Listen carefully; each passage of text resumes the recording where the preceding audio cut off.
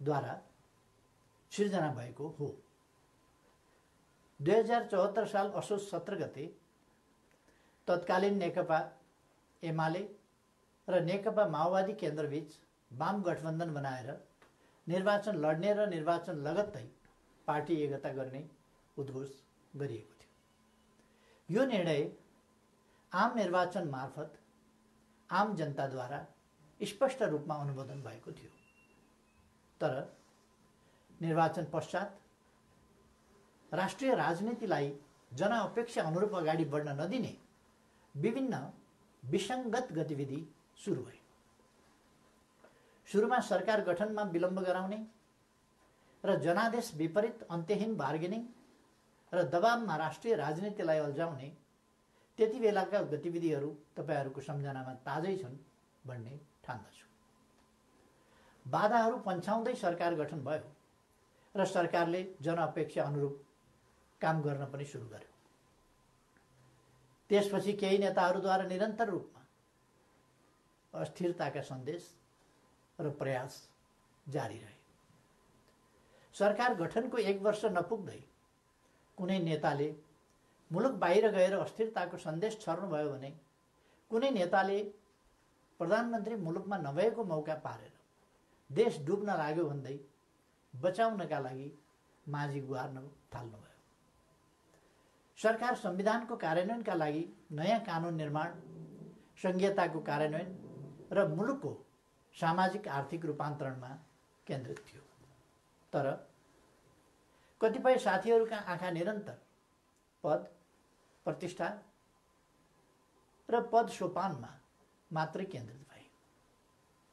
आफ्नो काँधमा आएको ऐतिहासिक अभिभारा पूरा गर्ने गरी नीति निर्माण, राज्य सञ्चालन र जनपरिचालनमा केन्द्रित हुनुपर्ने नेकपालाई केही नेताहरूले आफ्ना असन्तुष्टि, कुण्ठा र आत्मकेन्द्रित सोचहरूको बन्धक बनाउने र निष्प्रभावी तुल्याउने प्रयास गर्नुभयो।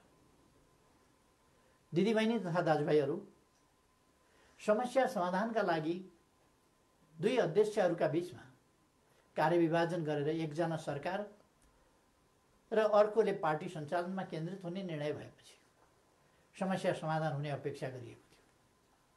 मैले सोही अनुरूप आफूलाई पूर्ण रूपमा सरकारमा केन्द्रित गरेँ। यसबीचमा पार्टी काम कति अगाडि बढ्यो, एकीकरणका बाँकी काम कति पुरा भए, महाधिवेशनको तयारी कति अगाडि बढ्यो र जनतालाई समस्या परेको बेला विशाल पार्टी पङ्क्तिलाई कति परिचालन गरियो, यसमा मैले केही भनिरहनु पर्ला जस्तो लाग्दैन। तथ्यहरू आफै बोल्छन्। तर सरकारलाई भने राम्रोसँग चल्न दिइएन। पार्टी घोषणापत्रको मर्म र समृद्ध नेपाल सुखी नेपालीको अभियानलाई हाँक्न सक्ने गरी योग्यता क्षमताका आधारमा मन्त्री परिषद पुनर्गठन गर्न खोज्यो भने आफ्नो र पराईका कित्ता काट गरेर टुङ्गोमा पुग्न दिइएन। महत्त्वपूर्ण संवैधानिक अङ्गहरूमा रिक्तता सिर्जना हुन थाल्यो, पूर्ति गर्न पाइएन। पछाडि परेका सामाजिक समुदायको हितका लागि विभिन्न संवैधानिक आयोगहरूको व्यवस्था छ, तर 2.5 वर्षसम्म पनि त्यहाँ नियुक्ति हुन पाएन। सरकारले दूरगामी महत्त्वका काम गरेको छ। प्रतिकूलताका बीचमा पनि मुलुकले महत्त्वपूर्ण उपलब्धि हासिल गरेको छ। युगान्तकारी काम सुरु भएका छन्। तर विपक्षी दलहरूलाई पनि उछिनेर केही नेताहरू सरकारको अनन्त विरोध र नकारात्मक मनोविज्ञान सिर्जना गर्न उद्धत भइरहनु भयो। सरकारले प्रस्तुत गरेका कतिपय प्रस्तावमाथि सार्वभौम संसदलाई छलफल पनि गर्न नदिइकन जबरजस्ती रोकेर राखियो। विगत केही महिना यता सरकार कस्तो कठिनाइ बीच काम गर्न बाध्य भयो र कस्तो घेराबन्दीको शिकार भयो भन्ने बारेमा यहाँहरू अनभिज्ञ हुनुहुन्न भन्ने म ठान्दछु। मैले राज्य प्रणालीमा पनि र पार्टी संरचनामा पनि नेतृत्व हस्तान्तरणको एउटा वैधानिक प्रणाली बसाल्ने प्रयास गरेँ। प्रधानमन्त्री चयन ताजा जनादेशका आधारमा बन्ने संसदले गरोस् र पार्टी नेतृत्वको चयन महाधिवेशनबाट होस् भन्ने विधि स्थापित गर्न खोजे। सङ्घीय लोकतान्त्रिक गणतन्त्रका निम्ति अगुवाई गरेको पहिलो पुस्ताले संरक्षक र उत्प्रेरकको सम्मानजनक भूमिकामा रहोस् र मुलुकको नेतृत्व सामाजिक आर्थिक रूपान्तरण र समृद्धिको मिसन पूरा गर्न सक्षम र सक्रिय नयाँ पुस्तामा हस्तान्तरण होस् भन्ने मार्गचित्र प्रस्तुत गरे। यसै मान्यताका आधारमा 5 वर्षको सरकारको नेतृत्वपछि सुयोग्य नेतृत्वलाई जिम्मेवारी हस्तान्तरण गर्ने र महाधिवेशनद्वारा पार्टीको कार्यकारी जिम्मेवारीबाट अवकाश लिने घोषणा समेत गरे। मुलुकको जटिल अवस्थामा नियमित महाधिवेशन हुन नसक्ने हो भने पनि विशेष महाधिवेशन गरेर अध्यक्ष पद हस्तान्तरण गर्न इच्छा गरे र योजना पनि प्रस्तुत गरे। तर महाधिवेशनका लागि साथीहरूले 4 महिना पनि कुर्न सक्नु भएन। उल्टै मेरो राजनीतिक चरित्र हत्या गर्ने गरी अत्यन्त लाञ्छित र अपमानित गर्दै आरोपपत्र पेश गर्नुभयो। त्यसलाई पार्टीको लोगो र कार्यालयको दुरुपयोग गर्दै राष्ट्रव्यापी रूपमा वितरण गर्नुभयो र वस्तुतः पार्टी विभाजनको अप्रत्यक्ष घोषणा गर्नुभयो। अर्कातिर भित्रभित्रै प्रधानमन्त्री विरुद्ध अविश्वास प्रस्तावको तयारीलाई अगाडि बढाउनु भयो। पार्टी अध्यक्ष एवं संसदीय दलका नेतालाई थाहै नदिई संसद अधिवेशन बोलाउन हस्ताक्षर सङ्कलन गरेर साथीहरूले संविधान विपरीत पार्टी प्रणाली र पद्धतिमाथि यसअघि नै गम्भीर आघात पुर्याउनु भयो। यसपछि नै पार्टीभित्रको अवस्था निकै गम्भीर र सङ्कटपूर्ण बन्न पुगेको। अस्ति पुस 4 गते मात्रै पनि मैले पुष्पकमल दाहालजी जीको निवासमै गएर उक्त विग्रहकारी आरोपपत्र फिर्ता लिन, पार्टीमा सहज र स्वस्थ वातावरण सिर्जना गर्न र विशेष महाधिवेशन आयोजना गरेर नेतृत्व हस्तान्तरणका लागि पटक पटक आग्रह गरे। पार्टी एकीकरणको सङ्क्रमणकालीन प्रयोजनका लागि मनोनयनद्वारा गठन भएका र महाधिवेशन सम्पन्न गर्ने मुख्य दायित्व भएका पार्टीका नेतृत्वदायी कमिटीहरूलाई पार्टी विधान र एकीकरणको भावना विपरीत पार्टीलाई मतदानको अवस्थातिर नधकेल्न र कर्तव्यको लिकबाट बाहिर नजान बारम्बार आग्रह गरे। तर यस प्रयासलाई मेरो कमजोरी ठानियो। केही भएको छैन, केही गरिने छैन भन्ने कुरामा अल्मल्याउँदै प्रधानमन्त्री विरुद्ध अविश्वास प्रस्तावको तयारी अगाडि बढाइयो। दिदीबहिनी तथा दाजुभाइहरू, सरकार विरुद्ध यसरी घेराबन्दी र दाउपेच गर्नुपर्ने जायज कारण के थियो र? सरकारले यस बीचमा राष्ट्रियतालाई सुदृढ गर्ने सन्दर्भमा ऐतिहासिक कामहरू गरेको छ। नेपालको वास्तविक भूभाग समेटेको नयाँ नक्सा प्रकाशन गरिएको छ। तदनुरूप सर्वसम्मतिका आधारमा संविधान संशोधन गरिएको छ। समस्या समाधानका लागि मित्र राष्ट्र भारतसँग वार्ताको तयारी भइरहेको छ। चीनसँग पारवन यातायात प्रोटोकलमा हस्ताक्षर भएको छ। नेपालको अन्तर्राष्ट्रिय छवि, भूमिका र आकर्षण बढेको छ। यसलाई सुदृढ गर्न सबैले सहयोग गर्नुपर्ने बेलामा सरकारलाई असहयोग र असफल पार्न भइरहेका यी गतिविधिका पछाडि गम्भीर षड्यन्त्र लुकेको स्पष्ट छैन र? यी घटनाक्रम हेर्दा म आजभन्दा 4 वर्ष अगाडिका परिदृश्यहरूलाई सम्झिरहेको छु। नाकाबन्दीको साहसका साथ सामना गर्दै त्यसलाई अन्त्य गरे बापत नेपालको पारवन सुविधा विस्तार गरेर फेरि कहिल्यै नाकाबन्दी नहुने कुराको सुनिश्चित गरे बापत त्यति बेलाको सरकारलाई यसै गरी षड्यन्त्रपूर्ण ढङ्गले अपदस्थ गरिएको थियो। परिस्थिति र समय सन्दर्भ फरक भए पनि पात्रहरू उनै हुनुहुन्थ्यो। कि यसले हाम्रा कतिपय नेताहरू नेपाललाई अनन्त अस्थिरतामा फसाउने योजनामा सहभागी भएको स्पष्ट रूपमै देखिनुहुन्न र? थुप्रै प्रतिकूलताका बावजुद नेपालले गएको 3 वर्षमा उल्लेख्य उपलब्धि हासिल गरेको कुरामाथि पनि उल्लेख भइसकेको छ। प्राय सबैजसो विकास सूचकाङ्कहरूमा नेपालले प्रगति गरेको छ। कतिपय क्षेत्रमा फड्को नै मारेको छ। शान्ति सुरक्षाको स्थितिलाई सुदृढ तुल्याइएको छ। पृथकतावादी गतिविधिलाई समाधान गरिएको छ। मुलुकले विकास, सुशासन, समृद्धि र स्थायित्वतिर सकारात्मक कदम चालिरहेको यस स्थितिबाट पार्टी खुसी हुनुपर्ने होइन र? सबै मिलेर यसलाई थप गति दिनुपर्ने होइन र?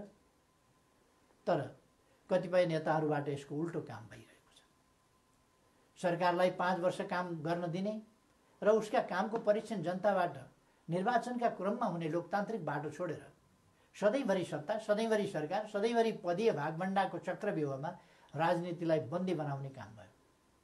लोकतन्त्रमा सत्तापक्षले जनताको आदेशअनुसार काम गर्छ, प्रतिपक्षले नियन्त्रण र सन्तुलनको भूमिका खेल्छ। तर हामी कहाँ सत्तापक्षका कतिपय साथीहरू नै प्रतिपक्षभन्दा बढी आक्रामक, असहयोगी र षड्यन्त्रपूर्ण गतिविधिमा संलग्न हुने विडम्बनापूर्ण अवस्था सिर्जना भयो। आजको स्थिति विकसित हुनुमा कतिपय नेताहरूको गतिविधिको मुख्य जिम्मेवारी रहेको तथ्यलाई एका राख्नुपर्दछ। यस्तो काम कुनै पनि अर्थमा लोकतान्त्रिक हुन सक्दैन। दिदीबहिनी तथा दाजुभाइहरू, पार्टीलाई एकताबद्ध रूपमा अगाडि बढाउने, नेतृत्व हस्तान्तरणको विधि र प्रणाली बसाउने र पार्टी, सरकार र संसदलाई जनताको हितमा केन्द्रित गर्ने मेरा प्रयासहरूमा यसरी निरन्तर बाधा सिर्जना गरिए। यसपछि नै म यस निर्णयमा पुग्न बाध्य भएको हुँ। प्रतिनिधि सभा विघटन र नयाँ निर्वाचन मेरो रुचि वा छनौटको विषय थिएन। तर मुलुकलाई अकर्मण्य अवस्थामा राखिराख्नु उचित हुँदैन थियो। संसदलाई केही नेताहरूको स्वार्थको बन्धक बनाइराख्नु जनादेश विपरीत हुन जान्थ्यो। जनताको भावना अनुसार काम गर्न अगाडि बढ्नै नसक्ने स्थितिबाट मुलुकलाई निकास दिनै पर्थ्यो। जनअनुमोदित नेकपाको यस सरकारलाई आफ्नै दलका नेताहरूले काम गर्न नदिने र दलभित्रको कचिङ्गनले प्रतिनिधि सभालाई पनि शिकार बनाउने अवस्था अन्त्य गर्नै पर्थ्यो। यसै पृष्ठभूमिमा म नयाँ जनादेशका लागि सार्वभौम जनता समक्ष जाने निष्कर्षमा पुगेको हुँ।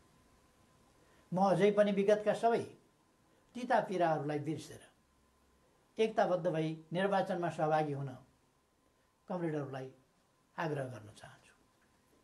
निर्वाचनको घोषणाले पार्टी एकतालाई बलियो बनाउने अपेक्षा गरेको छु।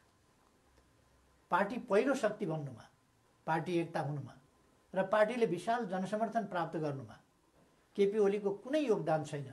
हामी पो निर्णायक हौँ भन्ने कमरेडहरूलाई पनि लोकप्रियता र क्षमताको मापन गर्न यसले अवसर दिनेछ।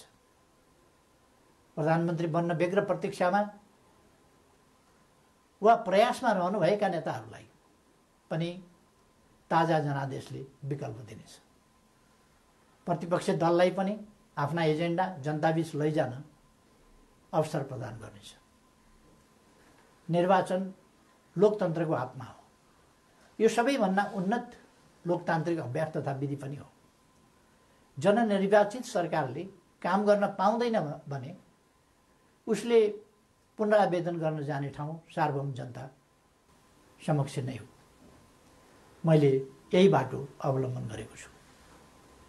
पार्टीले मेरो नेतृत्वमा विगत आम निर्वाचनमा लडेको थियो। म पार्टी संसदीय दलबाट सर्वसम्मत रूपमा नेता चयन भएको थिएँ र त्यसै हैसियतमा प्रधानमन्त्री निर्वाचित भएको थिएँ। बहुमत प्राप्त दलको सर्वसम्मत नेतालाई काम गर्न नदिइएपछि बन्द कोठामा अनुचित र सिद्धान्तहीन सम्झौतामा अल्झिएर जनअपेक्षामा आँच पुर्याउनु मैले उपयुक्त ठानिनँ। जनतालाई फैसला गर्न दिनु नै सबैभन्दा लोकतान्त्रिक विकल्प हो भन्ने मैले ठाने। त्यसै पनि जस्केलाबाट सरकारमा छिर्ने र जनमतको उपहास गर्ने अलोकतान्त्रिक चरित्रप्रति मैले सधैँ विमति राख्दै आएको छु। दिदीबहिनी तथा दाजुभाइहरू, नेपालको संविधानले नेपालको सार्वभौम सत्ता र राजकीय सत्ता जनतामा निहित रहने व्यवस्था गरेको छ। राज्य सञ्चालनको अन्तिम निर्णयकर्ता जनता हुन्। जनताको यो सार्वभौम सत्ता, राजकीय सत्ता र निर्णय निर्वाचन मार्फत व्यक्त हुन्छ। जनताको अभिमत व्यक्त हुने निर्वाचनले लोकतन्त्रलाई थप सुदृढ र परिपक्व बनाउँछ। हाम्रो लोकतान्त्रिक प्रणाली नयाँ छ तर कमजोर छैन। मुलुक जनप्रतिनिधिविहीन अवस्थामा छैन। राष्ट्रिय सभा क्रियाशील छ।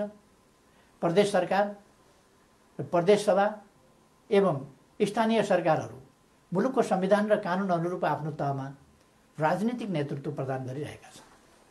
राष्ट्रपति र न्यायालय लगायतका संस्थाहरू र राज्यका निजामती एवं सुरक्षा अङ्गहरू सबै आफ्नो कर्तव्य निर्वाहमा दृढ छन्। 4.5 महिनापछि नयाँ प्रतिनिधि सभा स्थापित भइहाल्ने नै छ। 21औं शताब्दीको नेतृत्व गर्न तयार भएर बसेको हाम्रो युवा पुस्ता लोकतन्त्रप्रति प्रतिबद्ध छ। यो पुस्ता नै लोकतन्त्रको सबैभन्दा ठुलो पहरेदार हो। यस परिस्थितिमा म सम्पूर्ण युवाहरूलाई लोकतन्त्रको रक्षाका लागि एकजुट भएर दृढतापूर्वक अगाडि बढ्न आह्वान पनि गर्न चाहन्छु। त्यसैले निर्वाचनमा जाँदा संविधान अप्ठ्यारोमा पर्छ, लोकतान्त्रिक गणतन्त्र सङ्कटमा पर्छ र मुलुक अस्थिरतातर्फ धकेलिन्छ भनेर चलाउन खोजिएका प्रचार या फिजाउन खोजिएका आशंका र भ्रमहरू निराधार छन्। राजनीतिक स्थिरताको प्रत्याभूति गर्ने निर्णायक तत्त्व जनताको अभिमत हो। तसर्थ कुनै पनि कुरामा नअल्मलिकन आम निर्वाचनको तयारीमा केन्द्रित हुन म सबैमा हार्दिक आह्वान गर्दछु। धन्यवाद।